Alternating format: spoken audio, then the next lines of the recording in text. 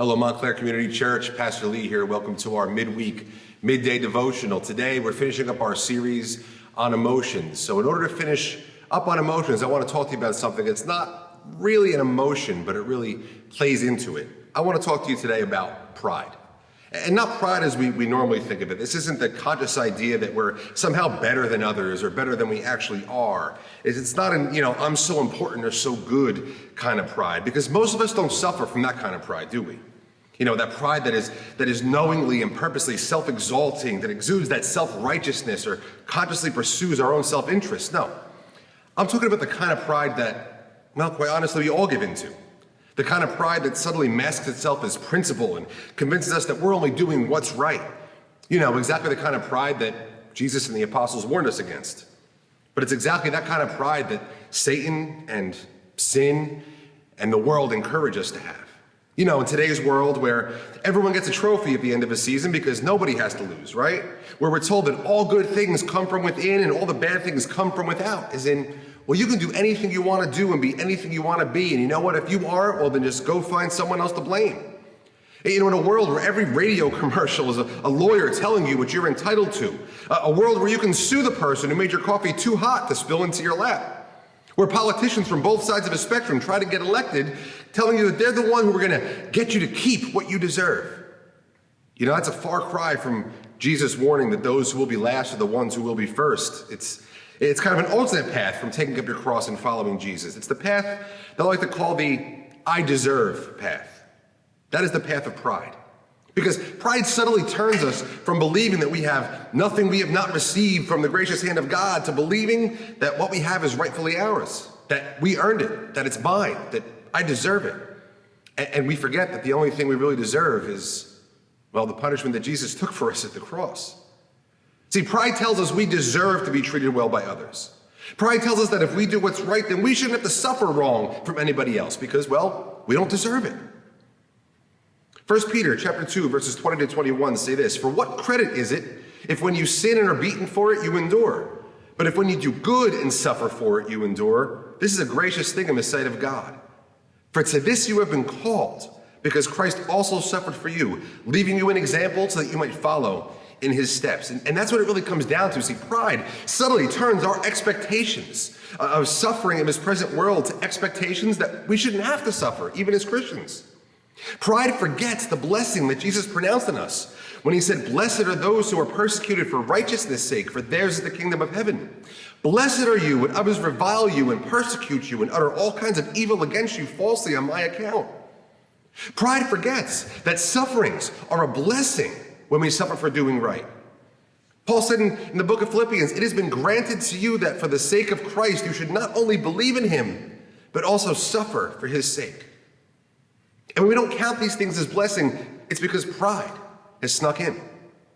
Because we step lightly on that I deserve road without even knowing it. And when we feel all the emotions we've spoken about, all the things we've discussed in this series, when we feel these poor emotions, very often is because we have strayed from the straight and narrow and we've gotten onto that road called I deserve. See, pride is not just the root of so many other sins, it is the cause of so many bad emotions. It is so often why we feel sad. We're sad because we don't get what we deserve. Because maybe our good was met with evil. We get anxious because we're afraid that we'll lose what's rightfully ours, or maybe we're afraid we won't get it at all. We get angry because our good was met with evil, and you know what happens? We just want to give some evil right back, don't we? Pride is very often why we don't feel the good emotions like joy. We lose our joy because we feel we haven't gotten what we deserve. Pride is often why we don't feel love. Remember, we are called to love even our enemies. And a lot of times we don't love because this pride sneaks in. And please believe me, I'm very familiar with this kind of pride. I am very familiar with all of these emotions. Very recently, there was someone that I was trying to help out in a situation. And I genuinely tried and things didn't work out.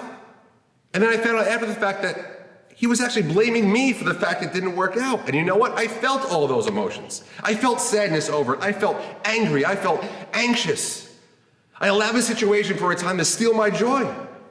Be honest with you, I even felt somewhat unloving towards this person for a few days. But then I read these words in my Bible about Jesus. 1 Peter chapter 2, verse 23, it says, "When he was reviled, He did not revile in return. When he suffered, he did not threaten, but continued entrusting himself to him who judges justly. And I was reminded about Jesus, about he who gave up everything he deserved for my sake. How the only one who was ever really deserving of good took on the sufferings of this world for me to forgive me for the wrong I did to him. And I remembered why Jesus died. Jesus died to redeem me spiritually, to save me from the eternal punishment of sin. He died to redeem me physically, to raise me from the dead, just like he was raised when he comes again in glory. And here's the part that pride makes me forget more than anything. Jesus died to redeem me emotionally. He died so suffering, reviling against me, receiving evil even for the good I try to do in this world. These things don't have to make me sad. They don't have to make me angry. They don't have to make me anxious. They don't have to steal my joy. They don't have to affect how I love. All I have to do is forget the whole notion of what I deserve and remember all that Jesus has given me that I don't deserve. And that subtle pride that draws our eyes off of Jesus and onto ourselves, when we do this, well, it'll have less and less power over us. Keep your eyes on Jesus, and your eyes will stay off of yourself. Rest in what he has given you, and you will find that you have more than you deserve.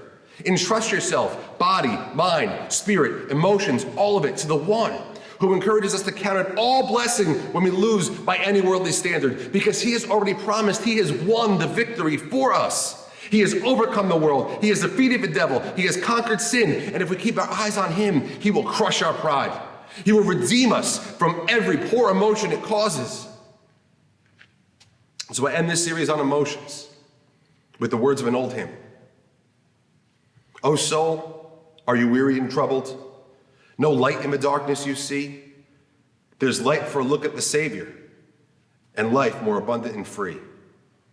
Turn your eyes upon Jesus. Look full in his wonderful face, and the things of earth will grow strangely dim in the light of his glory and grace. Turn your eyes upon Jesus, because he died to redeem you, body, soul, mind, and emotions.